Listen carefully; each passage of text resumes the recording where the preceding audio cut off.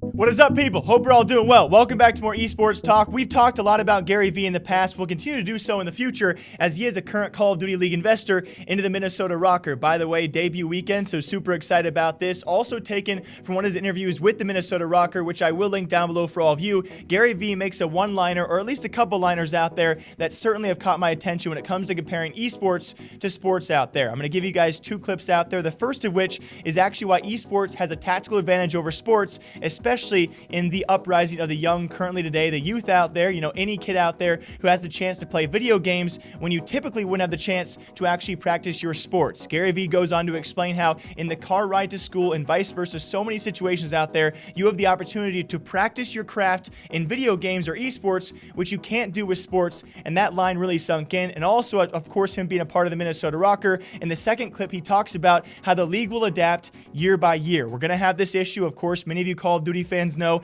every single year is a brand new game, where Gary Vee goes on to state that although he does not want to, if the game makes him change his full-out roster and change every single player in order to adapt, they will do so to win championships. So here's what Gary Vee had to say about esports versus sports and the future of Call of Duty League. From my perspective, looking at the history of how sports in general has worked and how it's ingrained in education and how it really starts in education. Yes. Thinking about esports, when it comes to standing up some kind of structure, just like you've given to the Rokkers, bringing that to K-12 and higher education, what's your view of where that starts? Like, it starts earlier than the others. So if you were 3-year-olds yeah. are playing versions of esports right this second. Like, how many, clearly even the way you're asking the question, you know how many scholarships are at the NCAA level. What do you think happens next? The high school, you know what I mean? Right.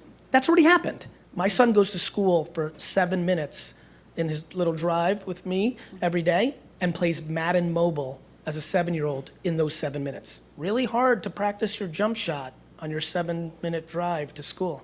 Larry Bird and Magic Johnson both famously woke up super early before school to work on their game. My son and hundreds of millions of others will work on their game in school, in between school, getting the hall pass to go to the bathroom to continue the game, and everything in between. This is going to be the sport. One question I've had is, how are you going to deal with new iterations of the game? Because I know, it's Modern Warfare this year. Yeah. Will it be Modern Warfare? I don't know, because that's where the publisher has disproportionate leverage.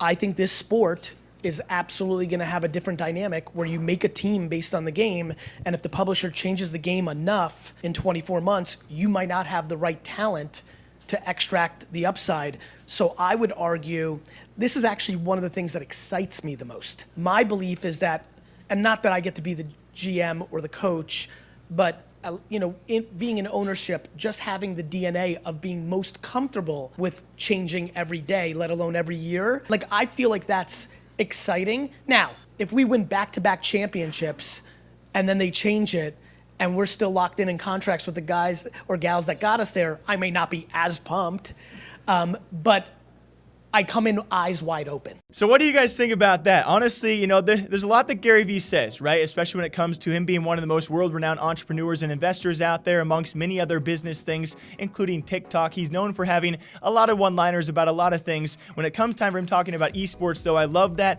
different perspective on a lot of things, and certainly that one struck a chord in me. Whether it be me in the future, maybe having a kid, or of course the current kids out there, it really does make sense. Whether it be, maybe sometimes during class or on the way to school or at the grocery store, all of these kids, especially when it comes to mobile devices, and we've talked about the future of mobile esports, certainly have the opportunity to practice their craft and get all the better at video games, as compared to you're not going to be playing basketball during class or on the way to school or in the grocery store. And so I thought it was a very curious point. Along with that, of course, being the adaptation of these Call of Duty organizations. I could probably talk about this for quite a few more minutes, that being the adaptation, being not only the struggle, it's a bit of a double-edged sword, I would say. Super curious what you guys think about this, because we've heard talks, and I'll have some clips out there for you guys in the future, about the amateur scene of Call of Duty, the feeder scene for Call of Duty that actually leads to pros being signed to franchise leagues. I don't know if adaptation is going to require the changing of full rosters in Call of Duty, but I'm certainly interested to see if we do pick and choose 1 to 2 players to change every single year,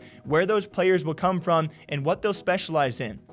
Anyway, what do you guys think about this? Gary V's perspective on esports versus sports certainly has me intrigued, and of course the future of Call of Duty League is all the more interesting and all the more ongoing. Until next time, hope you guys all enjoy breaking down esports gaming news here every single day, all day long. Until then, take care. Goodbye.